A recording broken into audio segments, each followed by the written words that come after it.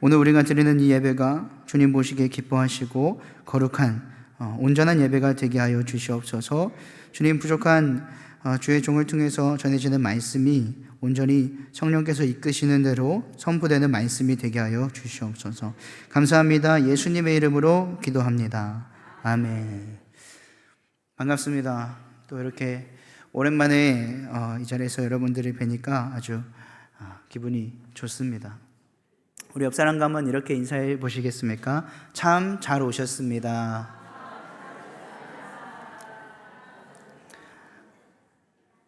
한 번만 더 이렇게 인사했으면 좋겠습니다. 나는 예수님을 사랑합니다. 여러분 정말 예수님을 사랑하십니까? 아멘. 저는 이 세상에서 그리고 교회에서 많은 사람들이 싸우는 가장 큰 이유가 있다면 선입관에 의한 오해라고 생각합니다. 그러니까 사실은 이 선입관과 오해는 조금은 다르다고 생각을 하는데요. 선입관이라는 말은 사전적인 의미로 이런 말입니다. 어떤 대상에 대하여 이미 마음속에 가지고 있는 고정적인 관념이나 관점을 우리는 선입관이라고 하고, 오해라는 말은 그릇되게 해석하거나 뜻을 잘못 아는 것 또는 그런 해석이나 이해를 오해라고 합니다. 그러니까 어떻게 보면 선입관과 오해는 조금 다른 사전적인 의미를 갖고 있을 수 있겠지만 선입관을 통한 오해는 충분히 가능할 수도 있겠다라는 생각을 합니다. 제 개인적인 생각이 이 선입관과 오해는 오해를 하는 사람의 잘못이라고 생각을 해요. 저는 제주도 사람이지만 수영을 하지 못합니다. 수많은 사람들이 저에게 물어보기를, 전도사님 제주도에서 오랜 기간 잘하셨으면 당연히 수영을 잘할 것이라고 생각을 하는데, 저는 그 어렸을 때 있었던 한 번의 그 트라우마로 인해서 수영을 배운 적도 없고, 그리고 물을 좀 무서워합니다. 그러면 또 어떤 사람들은 저한테 오해를 합니다. 그러면 전도사님 잘 씻지도 않겠군요. 그러나 씻는 건 잘하고 물 안에 들어가서 노는 건 좀 무서워하는 편입니다. 이것은 상당한 선입관이라고 저는 생각을 합니다. 또 한 가지 더 있다면, 저는 어렸을 때부터 워낙 말랐었어요. 많은 사람들이 지금의 제 모습만 보고 당연히 제가 당연하게도 마른 적이 없었을 것이라고 생각을 하시겠지만, 제 인생의 3분의 2는 말랐던 시절입니다. 그리고 3분의 1 정도 되는 한 10년 정도, 최근 10년 정도, 저한테 이제 근현대사죠. 이 근현대 10년 정도가 상당히 부한 그런 상황입니다. 저는 이것도 선입관이라고 생각해요.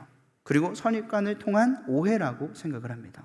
제가 아까도 말씀드렸지만 저는 개인적으로 선입관을 통한 오해를 한 사람의 잘못이라고 생각합니다. 오늘 제가 이 선입관과 오해를 서론에 이렇게 말씀드리는 이유는 뭐냐면, 오늘 본문을 통해서 다윗이 하나님과의 관계에서 굉장한 오해가 있지 않았을까 하는 생각이 좀 들었어요. 그래서 다윗이 어떤 오해를 갖고 있었는가, 다윗에게 있었던 어떤 선입관과 어떤 오해가 다윗을 그렇게 못살게 굴었는가, 그러면 다윗이 그것을 어떻게 이겼는가에 대해서 좀 같이 말씀을 나누고 싶었습니다. 우리가 오늘 읽은 이 본문은요, 아주 귀한 성경의 말씀이지만, 그럼에도 한 가지 더 중요한 것이 있다면, 성경에서 특별히 시편은 간단한 시제들이 기록이 되어 있는데, 시편 3편에도, 그리고 시편 51편도, 그리고 오늘 시편 13편도 사실은 다윗이 어떤 상황에서, 하나의 상황에서 겪었던 일이 있은 후에 썼던 시라고 얘기를 합니다. 그러니까 시편 3편에 보면 시제가 이렇게 기록이 되어 있는데, 다윗이 그의 아들 압살롬을 피할 때에 지은 시라고 되어 있고, 시편 51편은 밧세바와의 사건이 있은 이후에 지은 시라고 되어 있지만, 오늘 시편 13편의 시제는 이렇게 기록되어 있습니다. 다윗의 시, 인도자를 따라 부르는 노래. 많은 사람들이 추측하기를 지금 이 시편 13편의 상황이, 다윗에게 처해 있었던 이 상황이 시편 3편과 시편 51편에 처해 있던 다윗의 상황과 상당히 유사할 것이라고 이야기를 합니다. 그러나 그렇지 않고 다윗이 살아가면서 많은 어려움 가운데에서 겪었던 일을 토대로 지금 이 시를 쓰고 있다고 얘기하는 사람도 있겠지만, 저는 순전히 이 시편 우리가 읽었던 본문 13편의 말씀이 시편 3편과 시편 51편의 배경과 동일하다고 저는 동의합니다. 그러니까 그에게 어떤 일이 있었느냐면 우리가 이 이야기를 이해하기 위해서는 사무엘하 11장으로 좀 돌아가 볼 필요가 있는데요. 이 사무엘하 11장의 내용들이 어떤 내용이냐면 이미 하나님께서 이스라엘의 첫 번째 왕으로 세우셨던 사울 왕이 죽고 난 후에 그리고 그 뒤를 이어서 다윗이 이스라엘의 2대 왕으로 세움을 받았습니다. 그리고 많은 사람들이 다윗을 좋아했던 것도 사실이었고 다윗을 따르던 병사들도 상당히 많아진 것도 사실이었습니다. 그러니까 아마 이 다윗이 왕이었기에 어쩔 수 없이 따르던 병사들도 존재했겠지만 그 다윗을 사랑해서 병사로서의 자부심을 가졌던 병사들도 상당히 많았을 것이라고 저는 생각합니다. 하루는 왕들이 출전할 때가 되어서 다윗이 요압과 그에게 있는 그의 부하들과 온 이스라엘 군대를 그 전쟁에 내보냈습니다. 근데 가장 중요한 걸 내보내지 않았는데 그게 뭐냐면 자기 자신이에요. 왕들이 출전할 때가 되었는데도 다윗은 본인이 출전하지 않았습니다. 그리고 그 수많은 다윗이 보냈던 모든 장군들과 군대 장관들이 암몬 자손을 멸했고 랍바를 에워쌌으나 가장 중요한 것은 다윗은 예루살렘 성에 그대로 있었다는 얘기입니다. 그러니까 그러던 중 다윗이 보게 된 것이 있었는데 왕궁 옥상에서 거닐다가 심히 아리따운 여인 한 명을 발견했는데 그것이 바로 우리아의 아내 밧세바였죠. 다윗은 그 여인을 불렀고 그리고 그 여인을 강제로 범했습니다. 그러나 이게 웬 말입니까? 이 여인이 아이를 갖게 되었습니다.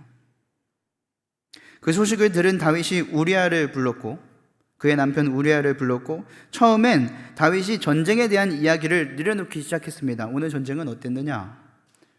네가 가서 어떤 싸움을 하였느냐? 아마 장군이었던 우리아의 입장에선 왕 앞에서 전쟁에 대한 보고를 한다는 것은 그 자체로 영광이었을 것이라고 저는 생각합니다. 다윗이 말하기를 집으로 가서 이제 좀 쉬어라 라고 얘기를 했고 그리고 우리아가 그러나 뭐라고 했냐면 왕궁에서 나가되 내가 집으로 내려가지 않고 왕궁 문에서 그의 모든 제 부하들과 함께 있겠습니다 라고 얘기하며 결국은 거기서 잠을 청했습니다. 어떤 사람이 다윗에게 찾아와서 말하기를 우리아가 집으로 내려가지 않았습니다. 우리아가 집으로 가서 그의 아내와 동침하지 않았습니다. 그것을 이야기했을 때 다윗이 우리아에게 왜 집으로 가지 않았냐라고 물었고 우리아가 말하길 언약궤와 이스라엘과 유다가 야영 중에 있고 내 주 요압과 내 왕의 부하들이 바깥들에 진치고 있는데 제가 어찌 감히 집에 가서 편하게 잠을 잘 수 있겠습니까? 잠을 청할 수 있겠습니까? 라고 이야기합니다. 내가 이 일을 행하지 아니하기로 왕의 살아계심과 왕의 혼의 살아계심을 두고 맹세합니다. 그러니까 나는 내 부하들과 이 나라를 두고 떠날 수 없다는 얘기입니다. 그 뒤로 한 번 더 다윗이 우리아를 집으로 돌려보내기 위해서 노력했지만 그가 결코 돌아가지 않았습니다. 그런데 정말 충격적인 일이 일어났습니다. 다윗이 우리아를 통해서 이 요압에게 편지를 전달했는데 그 편지의 내용이 상당히 충격적이고 잔인한 내용입니다. 너희가 우리아를 맹렬한 싸움에 앞세워 두고 너희는 뒤로 물러가서 그로 맞아 죽게 하라. 요압이 그 성을 살펴 용사들이 있는 것을 아는 그곳에 우리아를 두었고 그 성 사람들이 나와서 요압과 더불어 싸울 때 다윗의 부하 중 몇 사람이 엎드러지고 그의 충신 우리아도 결국은 죽음을 맞이합니다. 여러분 이 상황이 지금 이해가 가십니까? 다윗 많은 사람들이 찬양하고 그의 이름을 높이고 그 어떤 사람보다도 충성하고 좋아했던 그 다윗이 그가 하나님이 보시기에 합당해서 사울 다음으로 하나님께서 왕으로 세워주신 그 다윗이 이런 일을 행했다는 게 이해가 가십니까? 저는 너무 이해가 가지 않아요. 아니 제 기준엔 지금 다윗은 사울보다도 더한 놈이에요. 사울은 그냥 본인이 이스라엘의 첫 번째 왕으로서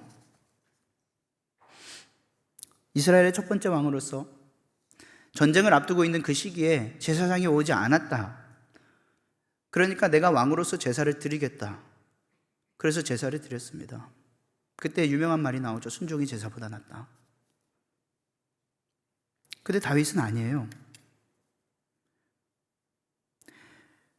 다윗에겐 하나님이 모든 것을 허락하셨습니다. 유일하게 허락하지 않으신 게 있다면 사울과 마찬가지로 아마 제사건이었을 거예요. 그래서 나단 선지자가 다윗을 찾아왔고 그가 이렇게 말했습니다. 비유를 듭니다. 왕이요, 한 마을에 아주 가난한 사람과 부잣집이 살고 있었습니다. 그런데 부자에게는 소와 양이 수없이 있었고 가난한 집에는 정말 어린 암양 새끼 한 마리밖에 남아있지 않았는데 얼마나 이 암양 새끼를 사랑했냐면 이 가난한 집에서는 본인이 먹는 그릇에 이 양에게 음식을 줬고 마시는 그릇에 이 양에게 물을 주었습니다 라고 그렇게 할 정도로 이 어린 암양 새끼를 사랑했는데 문제는 그 동네에 부잣집에 손님이 찾아왔습니다. 그런데 왕이요, 그 부잣집 손님이 본인에게 있었던 그 수많은 가축 중에서 한 마리를 잡아서 그를 대접하지 아니하였고 가난한 집에 있었던 딱 하나 정말 아끼고 사랑했던 암양 새끼 한 마리를 잡아다가 제사했습니다. 대접했습니다. 이걸 어떻게 하면 좋겠습니까? 그래도 다윗이 왕이었던지라 그 이야기를 들은 후에 나단에게 이렇게 이야기합니다. 내가 여호와의 살아계심을 두고 맹세하노니 그 일을 행한 사람은 마땅히 죽을 것이다. 그가 불쌍히 여기지 아니하고 이런 일을 행하였으니 그 양새끼를 4배나 갚아주어야 할 것이야. 그러자 나단이 하나님의 말씀을 대신해서 다윗에게 뭐라고 하냐면 그것이 바로 당신입니다 라고 얘기하는 거예요. 이스라엘의 하나님 여호와께서 말씀하시기를 너를 이스라엘 왕으로 세우기 위하여 사울의 손에서 구원해 주었고 너의 주인의 집을 내게 주었고 너의 주인의 아내들을 내 품에 두고 이스라엘과 유다 족속을 모두 맡겼는데 만약 그것들이 부족하였더라면 내가 원하는 모든 것을 다 주었을 텐데 그런데 어찌하여 네가 여호와의 말씀을 업신여기고 내가 보기에 악한 것을 행하였느냐. 네가 칼로 햇사람 우리아를 치되 암몬 자손을 칼로 죽이고 그의 아내를 빼앗아 내 아내로 삼았도다. 이제 네가 나를 업신여기고 햇사람 우리아의 아내를 빼앗아 내 아내로 삼았은즉 그 다음에 정말 중요합니다. 칼이 내 집에서 영원토록 떠나지 아니하리라. 그 뒤로 다윗의 가문에 아주 폐륜적인 일들이 상당히 많이 일어납니다. 아들 압살롬이 다윗의 장남 암논, 형이죠, 암논을 죽이는 사건이 있었고 이를 통해 압살롬이 나의 형제도 죽였는데 내가 나의 아버지를 죽이지 못할까? 내가 나의 아버지를 죽이고 내가 왕위에 오르리라 라는 이 마음으로 지금 다윗을 쫓고 있는 그런 상황이란 말입니다. 그때 다윗이 쓴 시가 오늘 우리가 읽었던 이 본문의 시입니다. 여호와여, 어느 때까지니까 나를 영원히 잊으시겠나이까? 주의 얼굴을 나에게서 어느 때까지 숨기시겠나이까? 나의 영혼이 번민하고 종일토록 마음에 근심하기를 어느 때까지 하오며 내 원수가 나를 치며 자랑하기를 어느 때까지 하리이까? 어느 때까지 하나님 이렇게 내가 고통에 있어야 됩니까? 하나님 나를 세우셨고 하나님께서 보시기에도 아무래도 합당하니까 나를 왕으로 세우셨을 텐데 하나님, 그런데 제가 어느 때까지 도대체 이런 상황에서 주님 저도 나름 억울합니다 라고 얘기했을지 모르겠지만 그래도 저 왕입니다. 4번이나 하나님 내가 어느 때까지 이 상황을 지켜봐야만 합니까? 라고 다윗은 얘기한단 말이에요. 그러나 여기서 다윗이 아주 중요한 고백을 하는데 하나님과의 그런 관계에서 아무래도 다윗이 생각했을 때 이것은 오해라고 생각했던 것이 분명히 있었을 겁니다. 3절에 이렇게 얘기합니다. 여호와 내 하나님이여 나를 생각하사 응답하시고 나의 눈을 밝히소서. 두렵건대 내가 사망의 잠을 잘까 합니다. 이 말은요, 다윗이 지금 처한 상황 속에서 하나님이 나에게 왜 은혜를 주시지 않습니까? 라고 얘기하는 것 같지만서도, 그렇지만 반대로 생각해 보니까 하나님의 은혜가 나와 함께 하지 않았던 적은 단 한 번도 없었다는 겁니다. 다윗이 어렸을 때의 신앙 고백이 그래요. 처음 사울 앞에서 골리앗과 싸울 때 그가 했던 고백이 그겁니다. 하나님, 내가 지금까지 내 삶을 돌아보니 나와 함께 하셨던 그 하나님이 나에게 내가 사자를 치고 내 양들을 지키고 있었던 그 상황에서 그 다윗이 했던 그 간증들이 지금도 나타나는 겁니다. 하나님, 내가 돌아보니까 하나님의 은혜가 나와 함께 있었군요. 근데 내가 나의 눈을 가리고 있었군요. 나의 눈을 밝히소서. 이것이 많은 사람들이 하나님과의 관계에서 오해하는 것 중에 저는 하나라고 생각합니다. 우리가 가만히 있으면 하나님 은혜가 우리에게 임한다라고 생각하는 것. 물론 어느 정도는 맞겠죠. 그러나 저는 그것보다 우리는 하나님의 은혜를 찾아야 한다고 생각합니다. 창세기 6장에 나오는 노아 이야기를 보면 더욱더 알 수 있는 것이 그런데요. 하나님이 노아를 부르셨을 때 말씀하셨던 6장 8절은 이렇게 기록이 되어 있습니다. 그러나 노아는 여호와께 은혜를 입었더라. 근데 제가 이 말씀을 좀 더 살펴보고 연구해보고 하니까 원어를 보니까 사실은 이 은혜를 입었더라가 아니라 그러나 노아가 하나님의 은혜를 발견했다에 더 가까워요. 하나님의 은혜는 항상 우리와 함께 있습니다. 근데 그 은혜를 우리가 발견하느냐 못하느냐라는 것은 물론 하나님께서 전적으로 우리의 눈을 열어주셔야 되는 건 사실이지만 우리는 얼마나 그 은혜를 발견하기 위해서 찾고 있는가라는 거예요. 그럼 우리는 어떻게 하나님의 은혜를 발견할 수 있을까요? 사실은 최근에 아주 은혜로운 간증들을 되게 많이 들었었는데요. 우리 교회 한 청년이 이제 군대에 있을 때 이야기입니다. 사실은 본인이 군대를 가기 전에는 별로 이렇게 신앙에 대한 궁금증이나 그런 것이 별로 없었다고 고백을 했습니다. 그러면서 하는 얘기가 전사님, 근데 제가 군대에 가서 너무 힘들 때마다 하나님을 찾았습니다. 생각보다 많은 청년들이 군대에서 하나님을 찾고 하나님을 만나고 오는 시대거든요. 근데 이 친구가 저한테 그렇게 얘기하면서 뭐라고 얘기했냐면 제가 유격훈련을 5일 동안 받으면서 매일 밤마다 기도했습니다. 하나님, 내가 이 훈련을 잘 적응할 수 있게 해주십시오. 하나님, 내가 이 훈련에서 아무래도 트러블이 있는 사람이 있을 수도 있고 아무래도 나와 맞지 않는 사람들이 군대라는 곳은 다 있을 수도 있겠지만 거기서 이 청년의 고백은 하나님, 그렇지만 내가 여기서 잘 버텨서 결국은 이 훈련을 잘 마치게 해주십시오라고 매일 기도했대요. 그래서 이 친구가 군을 전역하고 교회로 돌아와서 아주 신앙생활을 열심히 하면서 하는 말이 내가 어떻게 하면 하나님을 위해서 살아갈까 하는 고백이 나오기 시작하는 거예요. 혹시 기억하실지 모르겠습니다. 15년 전 2011년 1월이었는데요.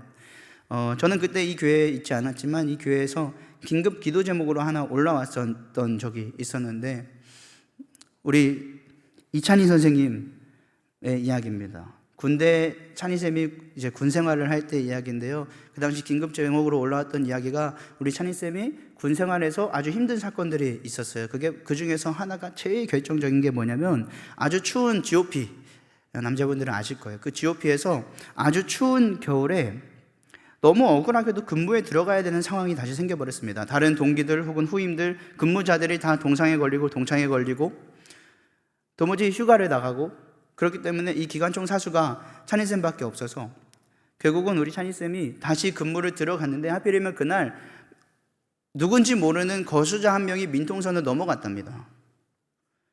근데 민통선을 넘어갔는데 여기서 이게 문제가 아니고요.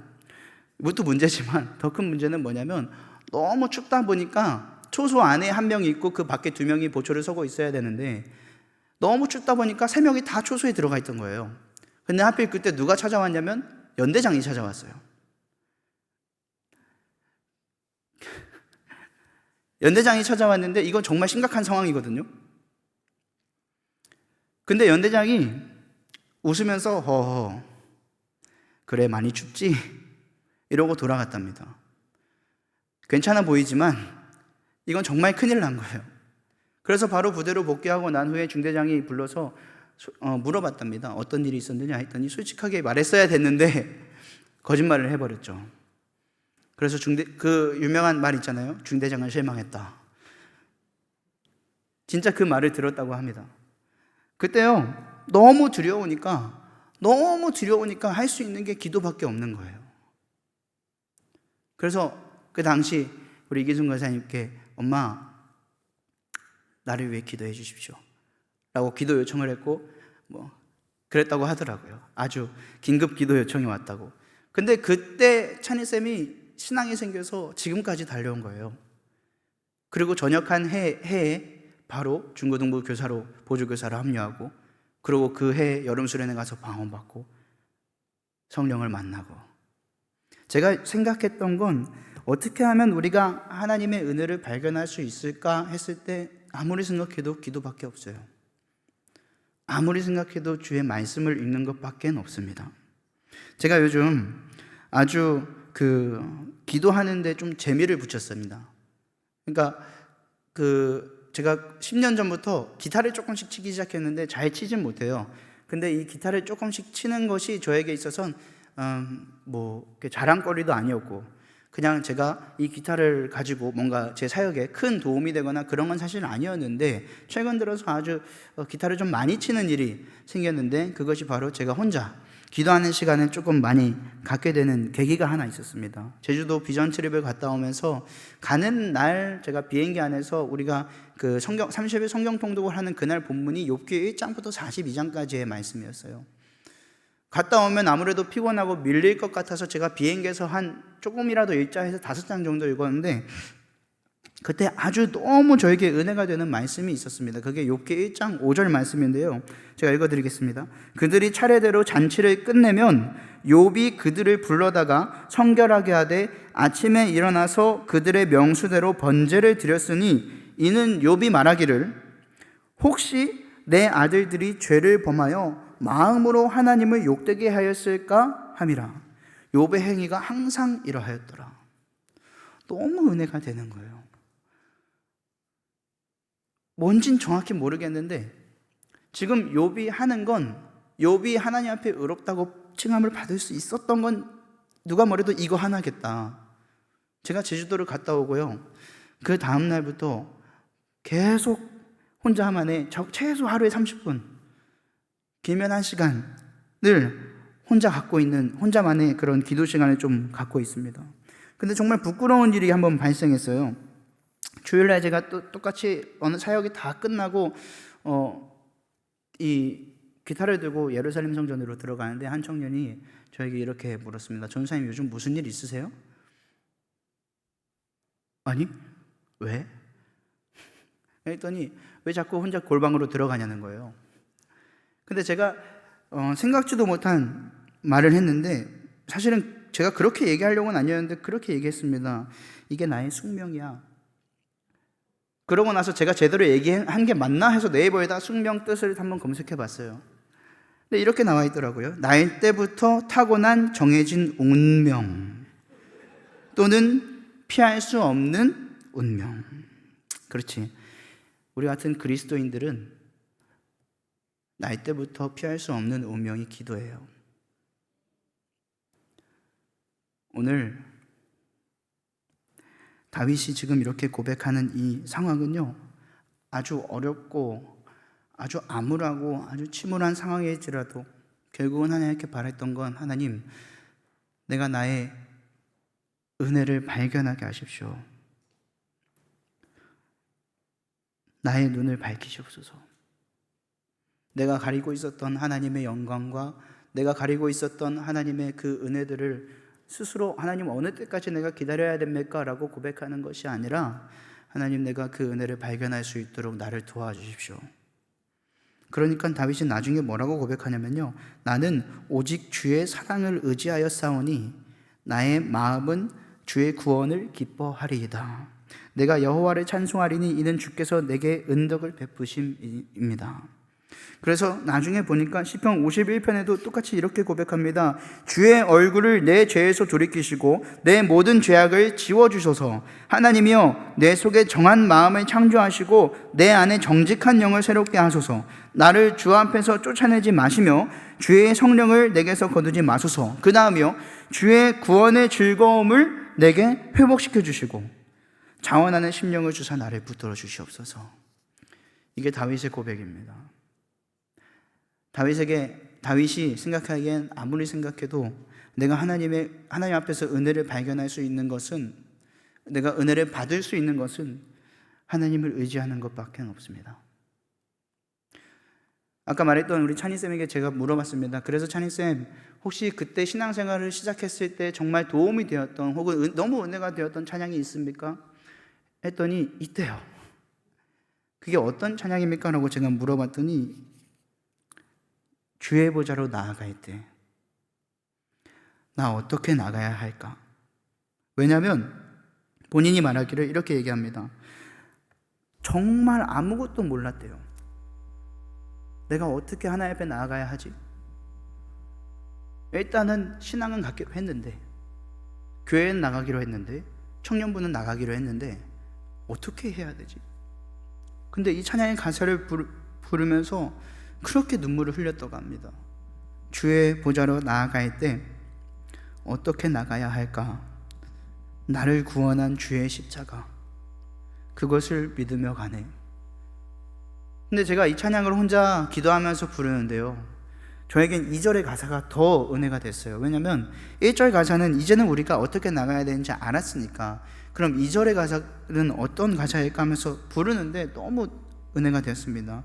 주의 보좌로 나아갈 때 나 여전히 부족하나, 나를 품으신 주의 그 사랑, 그것을 믿으며 가네. 주의 보좌로 나아갈 때 우리가 할 수 있는 것은 오직 하나님만 의지하는 것밖에 없습니다. 나를 구원하신 그 주의 십자가, 나를 구원하신 예수 그리스도, 나는 여전히 부족하지만 나를 품으셨던 그 예수 그리스도의 사랑, 끝까지 우리를 구원해 주셨던 그 사랑밖에 없습니다. 우리 함께 찬양하실 때, 하나님, 내가 주의 보좌로 나아갈 때 온전히 하나님의 은혜를 발견하게 하시고, 그렇게 하기 위해서 우리가 가장 먼저 해야 될 것은 하나님 앞에 나의 마음을 올려드리는 기도입니다 라는 것을 고백하며 나아가시는 그런 여러분 되시길 소망합니다. 함께 고백하겠습니다. 주의 보좌로 나아갈 때에, 주의 보좌로 나아갈 때에 어떻게 나가야 할까? 나를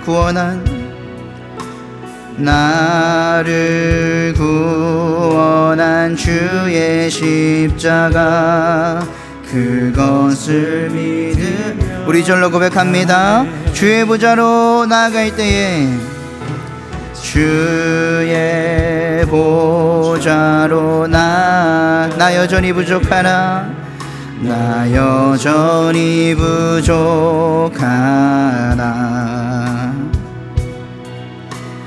나를 품으신 주의 그 사랑, 그것을 믿으며 자격 없는 내 힘이 아닌, 자격 없는 내 힘이 아닌 오직 예수님의 보혈로, 자격 없는 내 힘이 아닌, 자격 없는 내 힘이 아닌 오직 예수님의 보혈로. 우리 함께 고백합니다. 십자가의 보혈, 십자가의 보혈, 완전하신 사랑, 힘입어 나갑니다.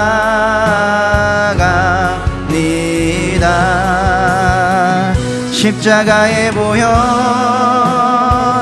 완전하신 사랑, 힘입어. 우리 한 번 더 처음부터 고백합니다. 주의 보좌로 나아갈 때에, 주의 하나님, 우리가 어떻게 나아가야 합니까?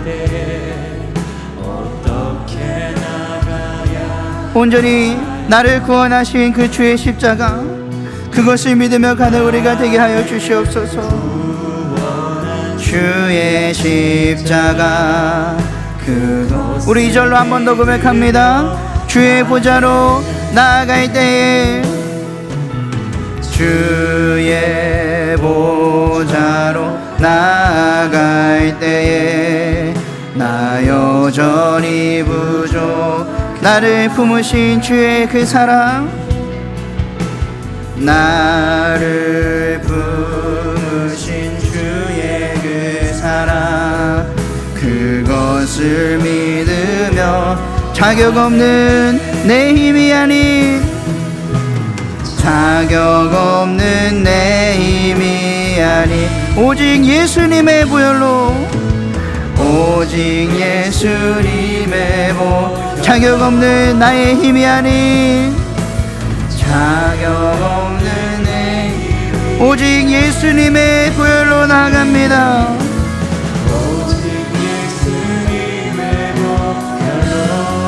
우리 함께 고백합시다. 십자가의 보혈, 십자가의 보혈, 완전하신 사랑